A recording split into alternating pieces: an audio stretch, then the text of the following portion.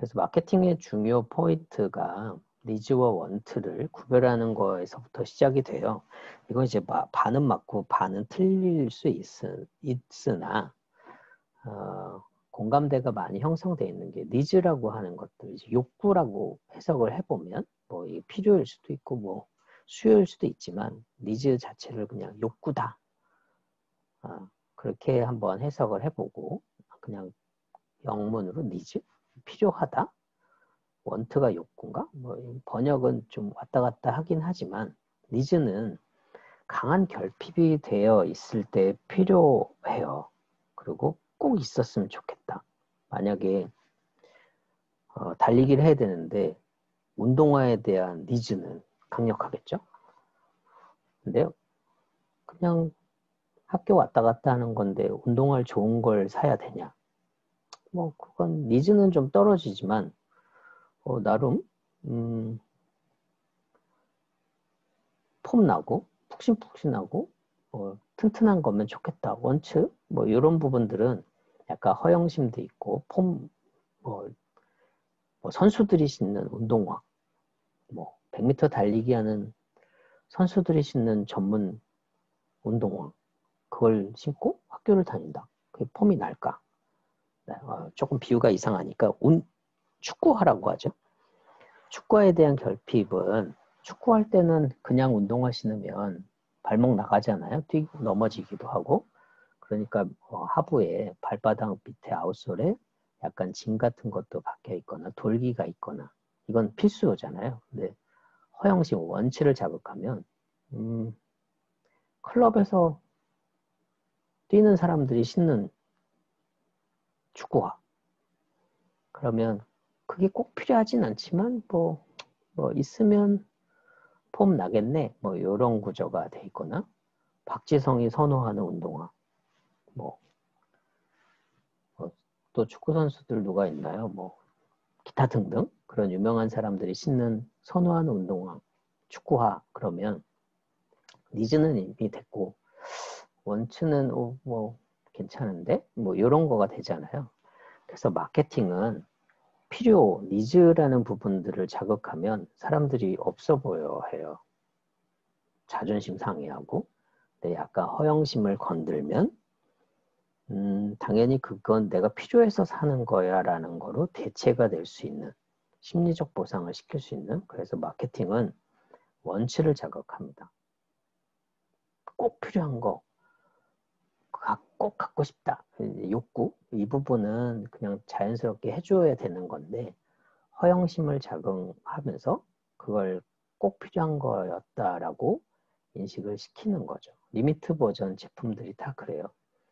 그거 가지면 폼은 나잖아요. 근데 신고 다니냐? 한정판 농구화를 샀어요. 신고 다니냐? 안 신고 다녀요. 한 번은 신겠죠? 그리고 바로 판매합니다. 그러면 보상이 되죠. 근데 이때 내가 이걸 가지고 있다라는 거, 그것만으로도 뭐 재산상의 이득이 된다라는 니즈를 자극을 하는 것 같지만 실제는 허영심을 자극하는 것들도 꽤 많습니다. 그래서 마케팅은 니즈보다는 원치를 자극한다. 네, 그렇게 필드에서는 지금 얘기들을 하고 있습니다. 참고적으로 알고 계시면 좋겠고요. 그 다음에 욕구, 니즈나 원치들을 이제 어떻게 비교해 가는지 보면 배고프다. 그러면 스테이크 먹을까? 이렇게 생각하진 않잖아요. 근데 현실적으로 돈이 없네. 그러면 라면이나 먹어야 되겠다. 근데 그러면 너무 없어 보이잖아요. 돈 없으시죠? 배고프죠? 라면 드세요. 이게 아니라 차돌박이 라면 먹고 라면 먹긴 해야 되는데 차돌박이랑 그럼 약간 조금 돈을 더 써더라도 오늘은 차돌박이 라면 네, 이런 포지션을 하는 거예요. 가방 샤넬 가방을 갖고 싶다. 네, 아닌데 명품 재활용 가방이에요. 프라이타. 근데 여기서 헷갈리는 거죠. 명품은 아닌데 쓰레기인데 그래도 난 환경을 지키는 사람이야 라는 이미지를 갖지만 한정 수량 또는 리미티드 버전의 개별화되어 있는 제품이니까 똑같은 디자인이 없거든요. 프라이탁 같은 경우는 얼결에 명품이 된 거죠. 그냥 에코백인데. 예. 그 다음에 열대과일 먹고 싶다. 아, 맞아. 하와이에 가보면 메론이 정말 맛있는데, 네, 가서 생과일을 못 먹겠으니까 메로나를 사 먹는 거거든요. 그러면서 이제 옛날 생각하는 거죠. 아, 이 맛이 하와이 맛이야. 말도 안 되지만 이렇게 이제 허세를 자극하는 거고, 자동차들도 이제 조금씩 바뀌었습니다. 폼나는 테슬라 타자. 근데 그래. 테슬라 자율주행이지 이렇게 얘기하지만 공유 자동차도 되게 의미 있는 거야. 이렇게 대안을 제공하면 고객들은 소비의 지갑을 개방화하기 시작합니다. 그래서 니즈와 언트를 잘 보고 거기에 어떤 디맨드를 자극할 것인가, 어떤 식으로 우리 제품을 포지션할 것인가, 그런 부분들의 경쟁, 아류 제품들, 짝퉁 제품들이 막 나오는 거거든요. 그래서 마케팅의 트렌드들이 약간씩 바뀌어가고 있다는 걸 아마 지금 현재에도 느끼고 있고 몰랐었는데 알게 될 거라고 생각이 됩니다. 그 대표적인 게 요즘 나오고 있는 치킨의 트렌드인데요. 예전에 치킨은 호일에다 저렇게 해서 반반 이렇게 갖다 줘도 그닥 이상하지 않았어요. 저 같은 경우는. 근데 지금 생각해 보니까 저거 전자레인지에 호일 돌리면 안 되거든요. 그리고 그냥 막 갖다 준 것 같은 느낌? 좋은 구별 파티션들이 되게 많은데 왜 저렇게 그냥 막 던져놨을까? 근데 그때는 왜 안 불쾌했을까? 그 내내 치킨이 파티션을 나눠 놓아 있는 구획을 나눠 놓아 있는 박스를 쓰기 시작했어요. 그러고는 이제 트렌드가 바뀌었죠. 요즘 프라닭이 완전 변화를 시켜놨잖아요. 고급 명품백 같은 더스트백에다 싸서 갖다 줘요. 헐, 대박입니다. 맛은 비슷해요.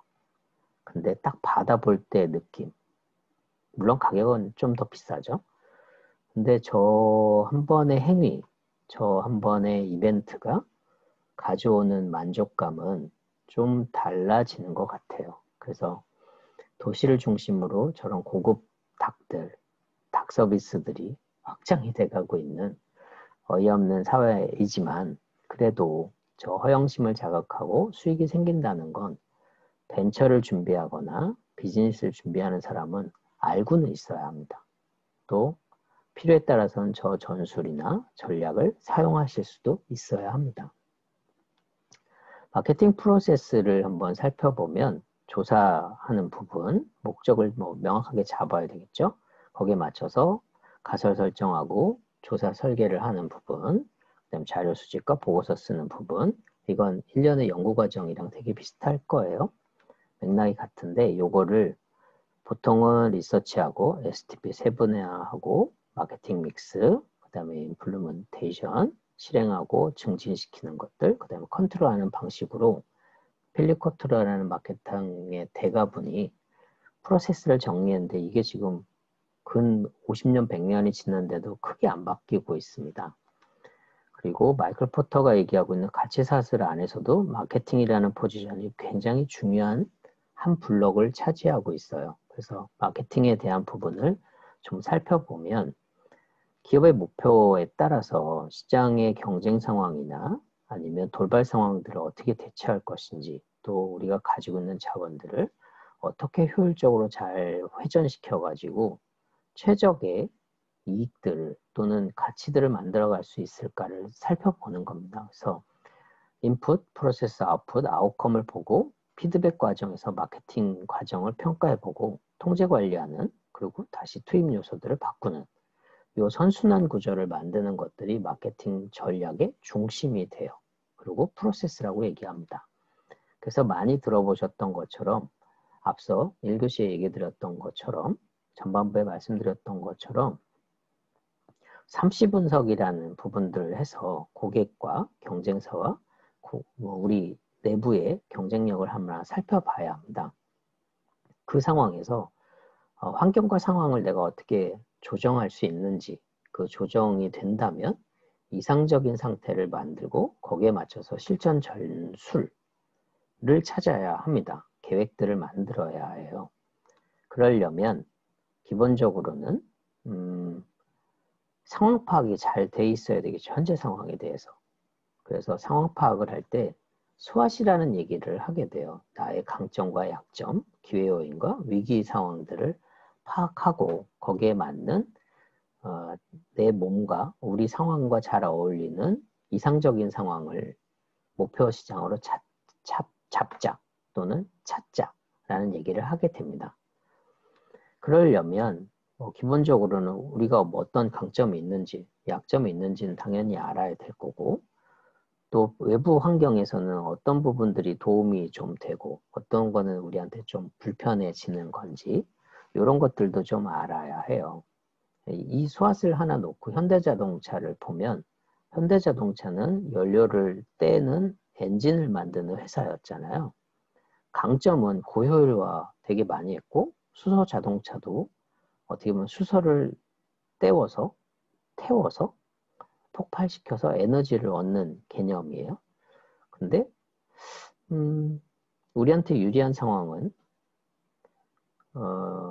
휘발유, 가솔린과 관련된 건 한정 자원이고 물은 풍부하다? 그렇지는 않거든요. 수소를 만들어내는 그 비용도 생각보다 많이 들 거예요. 불리한 거죠. 근데 우리한테 도움이 되는 건 친환경적이다. 매연 안 나온다. 그러면 기회 요인도 있지만 위기 요인도 있는 거죠. 연료비가 좀 많이 들 수도 있거나 그냥 물 집어넣으면 가요. 네, 이렇게 얘기하기에는 수소자동차가 좀 복잡합니다. 그 물은 그러면 생수 넣으시면 돼요. 네, 휘발유 1리터보다 생수 1리터가 더 비쌀 수도 있어요. 네, 이제 어떻게 될지 모릅니다. 그래서 이런 부분들을 수학 분석을 통해 가지고 장단점을 파악하고 나서 거기에 맞는 전제 조건들을 찾아야 해요. 우리가 설정하는 건 이런 것 때문에 우리가 강점이라 생각했다. 아니다. 이런 것 때문에 약점이라 생각했다.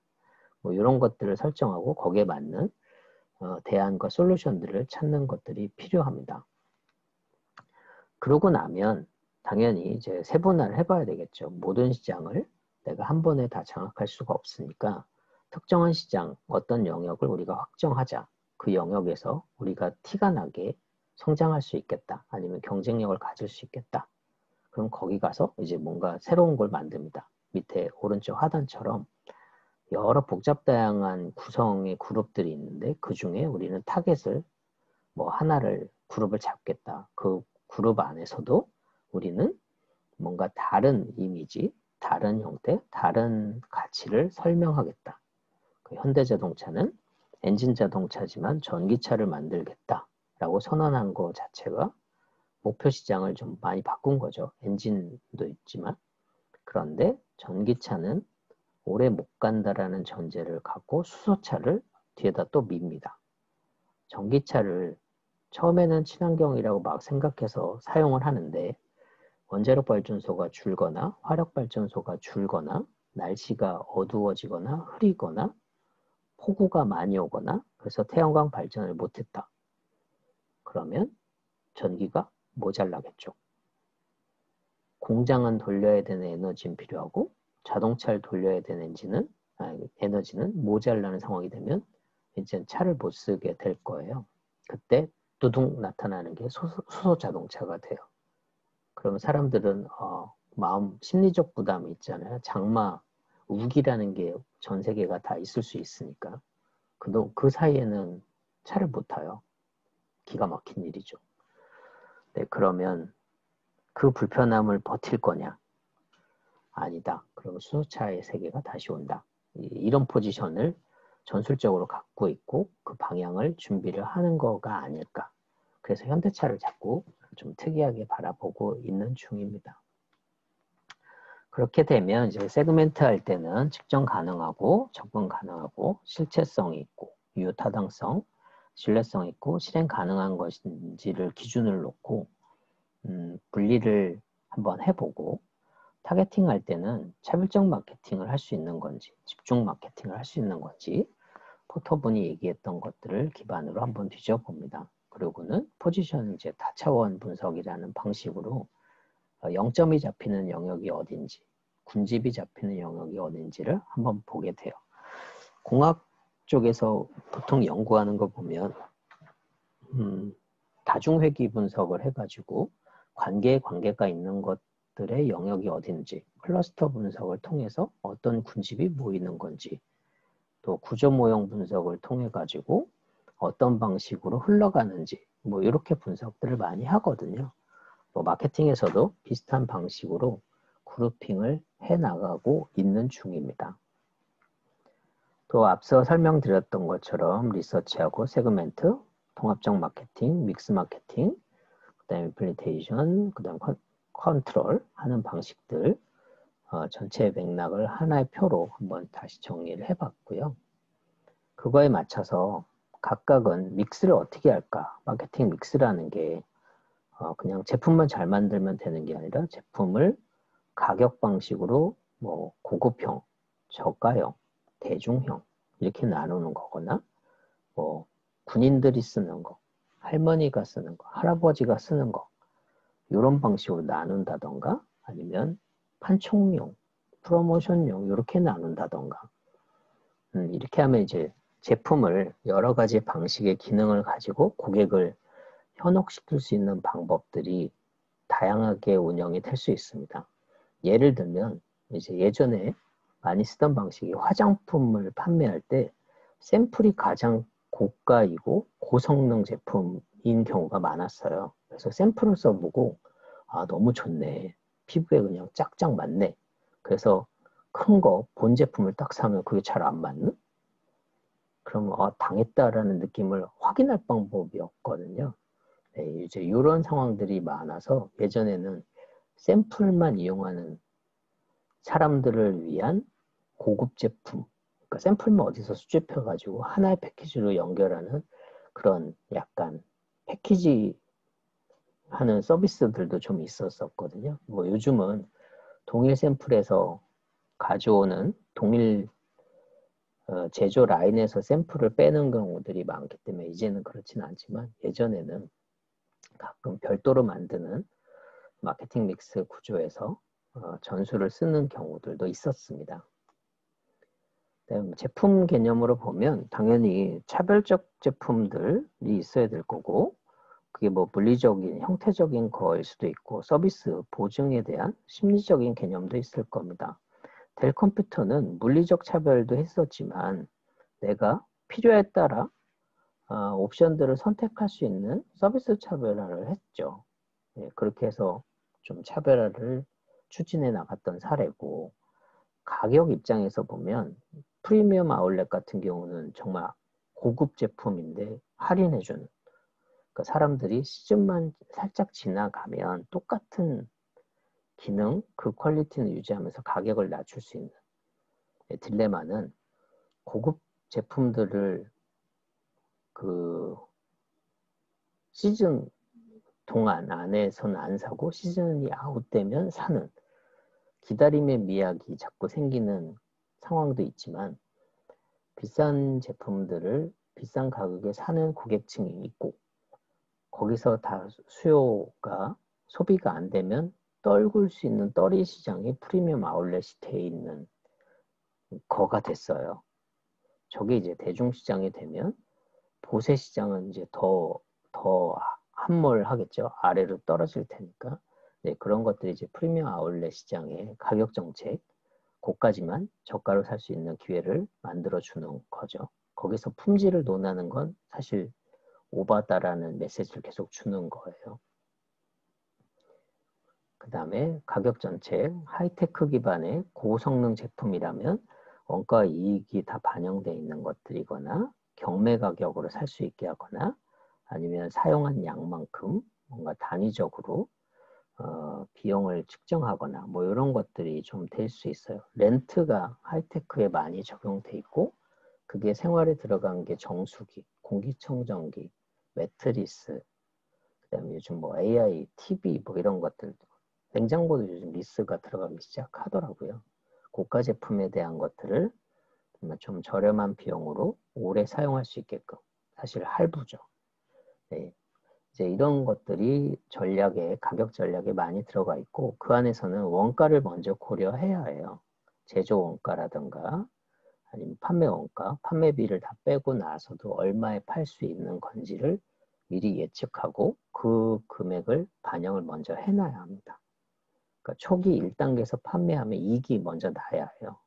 그 이익 나는 거를 가지고 원가를 줄이거나 중간에 간접비를 줄이면 이윤이 점점 커지는 거니까요. 그만큼 교섭의 비용이 생기는 거죠. 또 유통이라는 개념들 보면 직영점을 통해 가지고 운영하다가 요즘은 간접 유통 이런 개념들이 많아졌죠. 예전엔 나이키 매장에 가면 나이키만 팔았고 프로스펙스에 가면 프로스펙스 운동화만 팔고 아디다스 가면 아디다스만 팔았는데 ABC 가면 다 있죠. 하지만 제품의 퀄리티 그 다음에 제품의 형태는 좀 다릅니다. 코드가 달라요. 그럼에도 불구하고 간접 유통을 폭발적으로 연결하고 있는 유통시장이 하나 바뀌었고요. 그게 직접 간접 혼합 유통이라는 방식으로 설명을 주로 드리고 있습니다. 촉진 전략 쪽으로 보면 살려고 생각 안 했는데 갑자기 혜택을 드려요. 1+1 뭐 2인 1 뭐 2개 사면 하나 무료 뭐 이런 것들이 들어오면 이제 헷갈려요. 고객들이.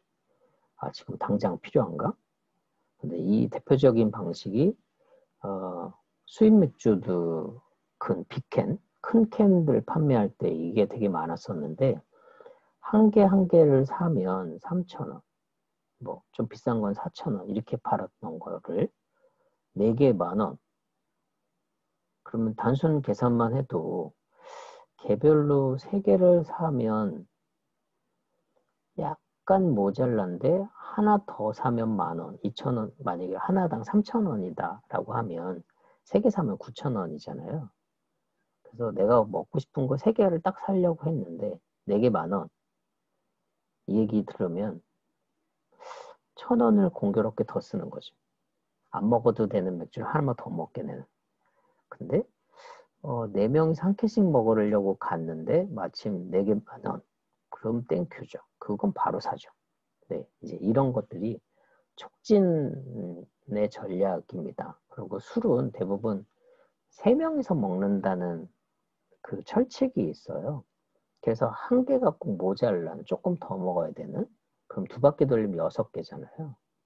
그래서 4개씩 팔면 결국은 한 번 더 먹게 만드는 게 술 마케팅의 전술이라고 하시더라고요. 그래서 생각해보면 술은 3명이서 먹나? 4명이서는 잘 안 먹던데? 어떠세요? 아무튼 그렇답니다. 그래서 촉진 프로모션 하는 팀들은 그런 생활 패턴들도 계속 관찰을 하고 계시고 매장에 가서 몇 명이 와서 먹는지 이런 것들을 보나 봐요. 생각해보면 미팅 시켜놓고 주선자가 한 명 앉아있고 중간에 도망가고 둘이 앉아있는 뭐 이런 모습이 3인조 아니었을까 뭐 그런 생각을 잠깐 하게 됩니다. 애드버타이징 광고 앞서 이제 실제 사례들 보여드렸었고요. 그래서 광고들이 얼마나 감성적인 터치를 하고 있는 건지 보여드렸고 또 판매 촉진할 때 1+1이라는 개념들, 할부, 가격 할인, 무료 샘플 이 얘기들도 계속 드렸었습니다. 그 얘기를 풀어 설명한 거고요. PR이 이제 퍼블릭 릴레이션이라고 해서 아까 현대자동차의 기업 이미지 광고, 브랜딩 광고하는 것들 그런 게 어떻게 보면 PR이에요. 실제로 기능을 광고하는 건 아니지만 되게 그럴싸하다라는 느낌을 줄 수 있는 거. 그리고 대중과 소통하는 저희는 환경 친화적인 제품을 만듭니다. 서비스를 합니다. 뭐 이런 것들이 PR이 되겠죠. 그 다음에 뭐 인적 판매나 다이렉트 마케팅 당연히 많이들 씁니다. 그래서 온라인으로 하는 것들, 방문 판매 이런 것들이 다 프로모션으로 활용이 돼가고 있고 요즘 많이 하는 구조들이 온라인 전시회, 그 웨비나라는 개념으로 많이들 하고 있는 것처럼 전시회에서 대량으로 큰 주문들을 받을 수 있는 좋은 기회지만 코로나19 때문에 조금 상황이 복잡해져 가고 있는 게 어떻게 보면 트레이드 쇼 시장이 된 것 같아요. 그래서 요즘은 온라인 기반의 촉발이라는 개념들을 많이들 사용하고 있고 그 대표적인 항목이 모바일입니다. 그래서 모바일에서 무언가를 할 수 있다는 것을 좀 더 극대화하고 그 안에서 정보를 취득하려고 애를 쓰고 있습니다. 그래서 판매 촉진하는 방식에서도 비용들이 얼마나 많이 드는지 적게 드는지를 고려하고 우리가 가지고 있는 자원의 적절성에 맞춰서 방법, 솔루션들을 선택해야 됩니다.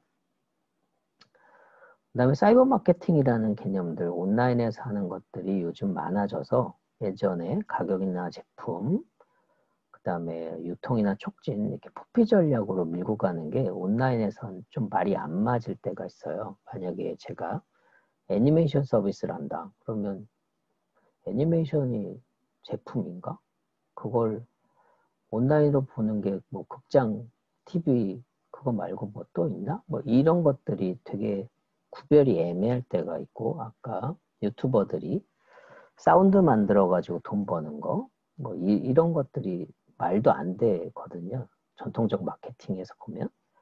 네, 온라인에서 하는 마케팅, 사이버 마케팅이라는 방식으로 보면 컨텐츠가 있는 거냐? 커뮤니케이션 채널은 있는 거냐? 커스텀이 가능한 거냐? 커넥션이 가능한 거냐?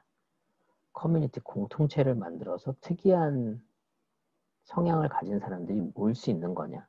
이렇게 되면 팬덤을 일으킬 수 있고 팬덤을 일으키면 소비가 일어난다가 사이버 마케팅의 기본적인 핵심 속성입니다.